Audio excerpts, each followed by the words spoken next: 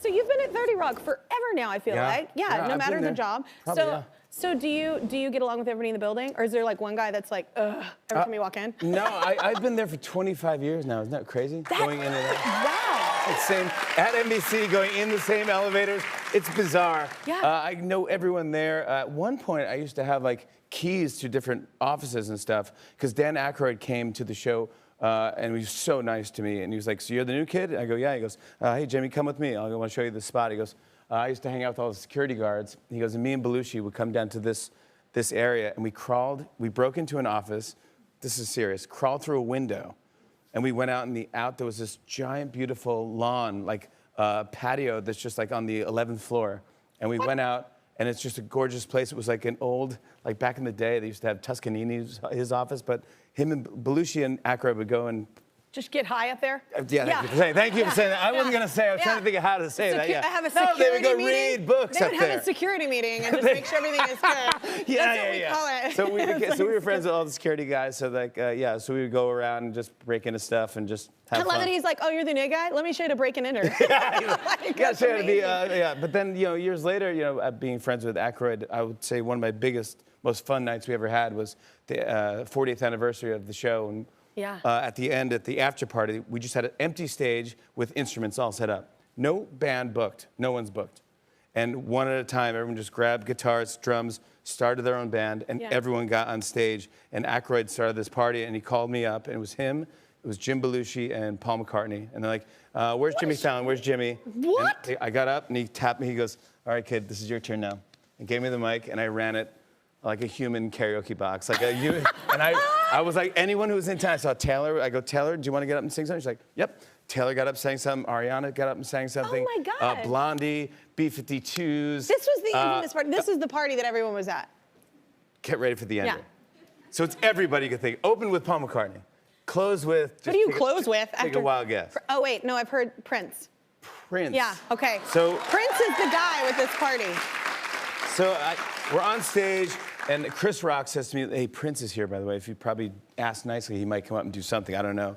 And I was like, I just grabbed the mic, like, "Prince, are you here? Prince?" And then the crowd parted. It was like a purple cloud of smoke, and I swear his feet weren't touching the ground. His legs were just kind of floating, and he kind of floated. He kind of floated up, and he floated up towards me, and I go, "Wow, I got to embrace the moment. It's happening, this might be death. This is what death is. I don't know. Maybe it's life. I don't know." He came up. He pulled out these long gloves. I took them. I handed him a guitar, and he sang "Let's Go Crazy" at like 4 in the morning in New York City. Can I tell you? Can I tell you my favorite part of that story is he took off his long gloves. That's how you know the story's real. Long gloves, and he was like, "Hold these." Yeah, I was like, "Oh yeah, exactly." I held his long gloves. Oh my God. Yeah, I didn't make it up. Your life is awesome. Yes, I have some good. Hold my good long moments. gloves, says Prince. I got the same with Kelly Clarkson. Do you remember the first time we met? We were on Saturday Night Live. I was the host and she was the musical guest. Yeah. And that's when I knew I had arrived. Kelly, what? He said, "Your host saying Kelly's gonna be the musical guest." I said, "What?" It was great. I was freaking out. It's just, I'm such a fan. You was freaking out. I was too. I was freaking out. And I think in that night too, I was so like just caught off guard. It's so late. You don't realize like it's so late when you're performing live, obviously. And like, I remember I changed the lyrics to Breakaway and it was like, all I wanted was horses. I just like No, it's out of live nowhere, TV. I was like, all I wanted was horses. And I was like, what? I was like, But Kelly, what? you realize that doing live television is like being shot out of a cannon. Yeah, It's like literally you're in front of 20 million people performing. Yeah. And if you're not Michael Jackson, that's like, oh. Yes, Well, that's we did why it. I talked about horses. Okay, so I want to know, because you've been on SNL for, and I want to know like one of your favorite characters that you've ever gotten to play. Wow. I mean, any time I was on camera at SNL, the 15-year-old me was extremely excited about it. But I mean, like, gosh, they all change. It is a certain energy, like when you're there, like I've been there, like just performing and stuff. Have you? You've hosted? No, I don't know. You have to. You would be a perfect. It's such a commitment.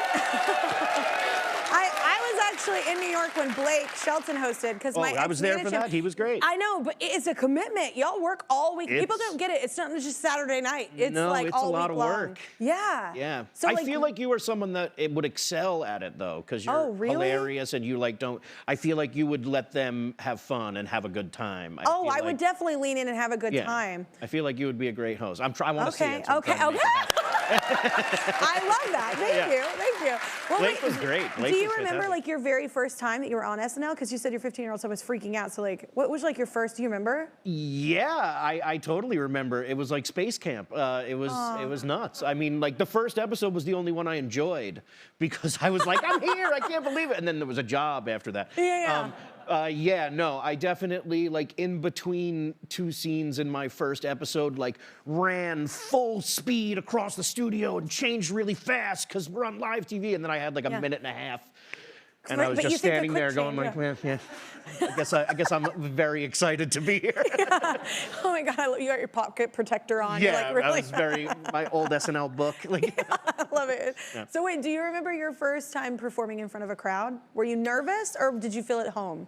I don't think I was nervous, and maybe that's why I'm here now. I played neither. like Santa Claus when I was a kid in school. Yeah. Like in like 3rd grade, and remember being like, yeah.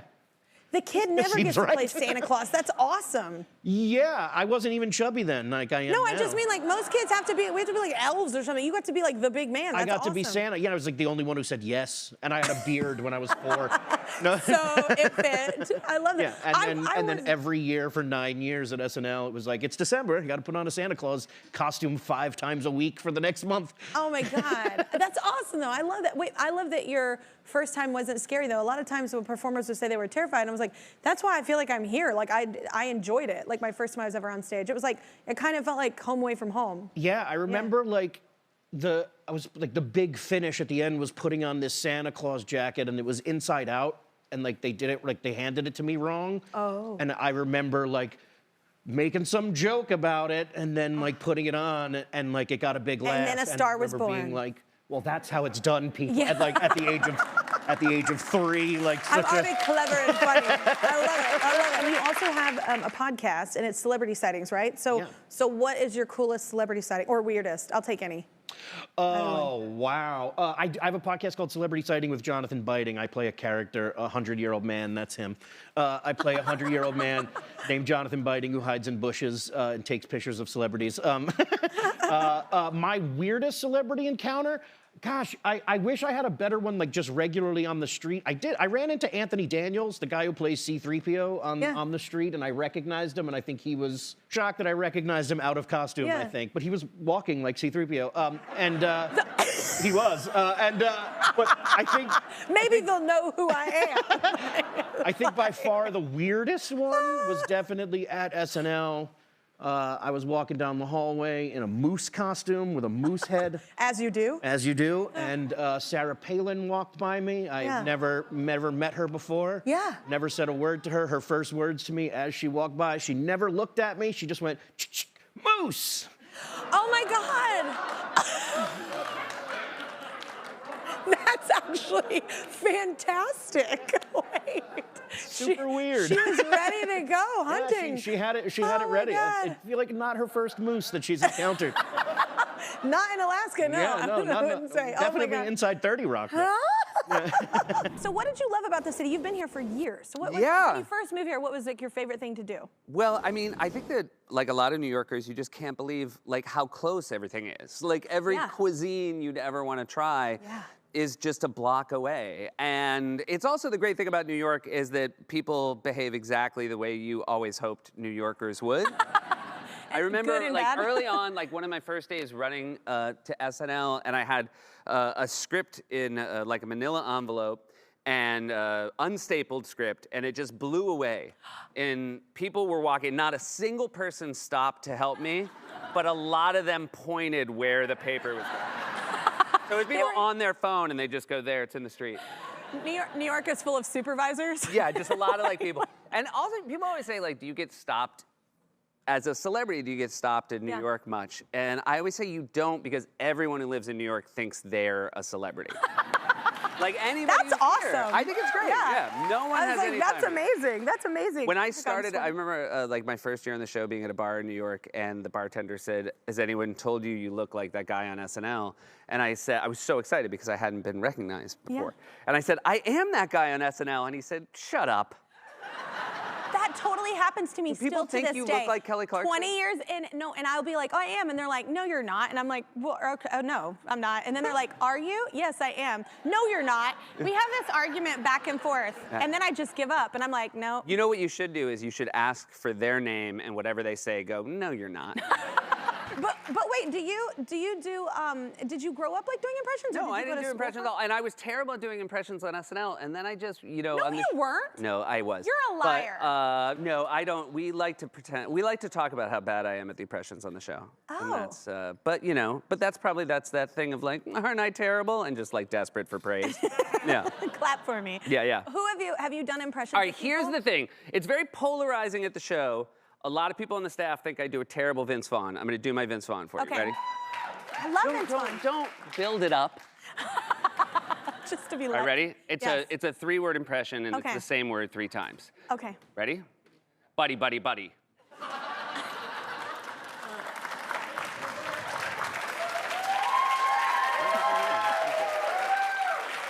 So, you know how much I love you. Yeah. That was not good. Thank you. See? Buddy.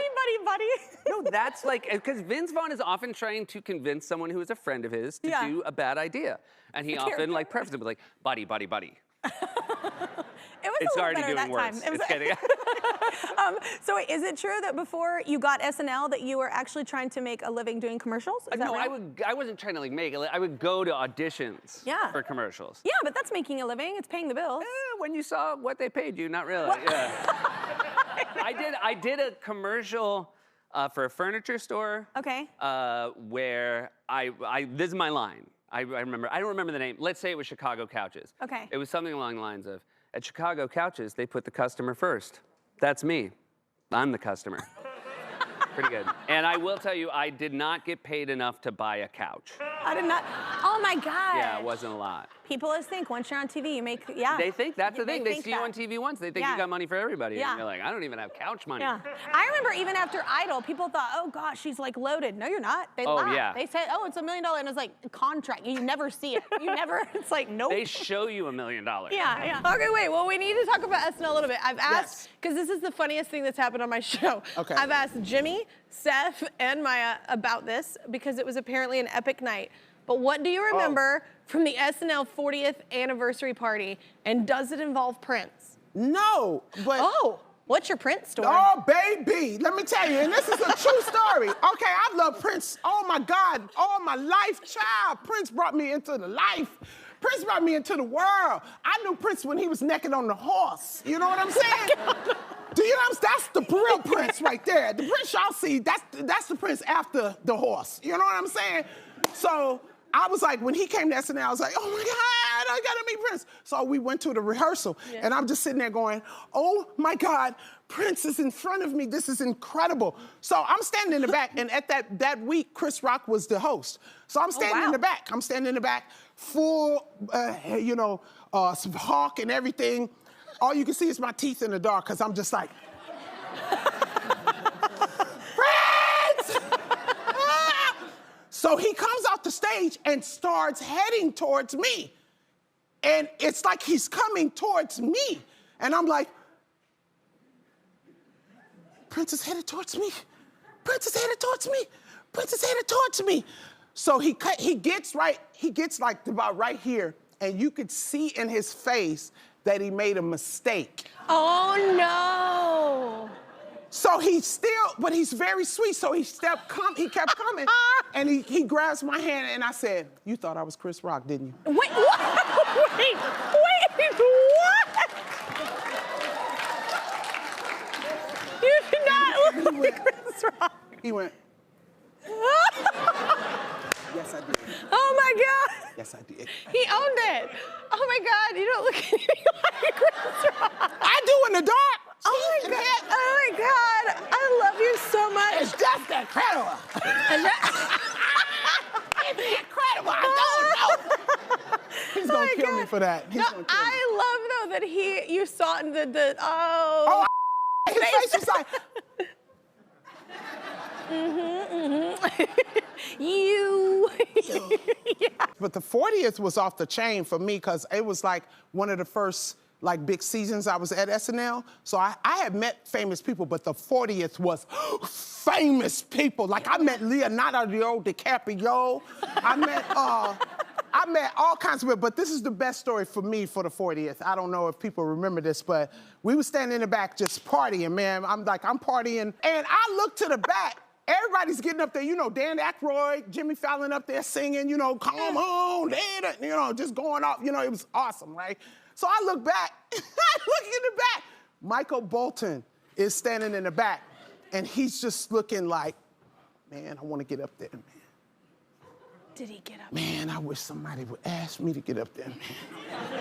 He was just looking around like, do they know that Michael Bolton's in the back? I don't think they know Michael Bolton's in the back. So I went over to him and I was like, Michael Bolton? I was like, do you want to sing tonight? And he was like, nah. Now, you know, he tried to play that hum. I was like, no, Michael Bolton, you gonna sing. He let me pull him to the front, right? Pulled him to the front. And I waved Jimmy. I was like, Jimmy, Michael Bolton. He was like, oh, Michael Bolton.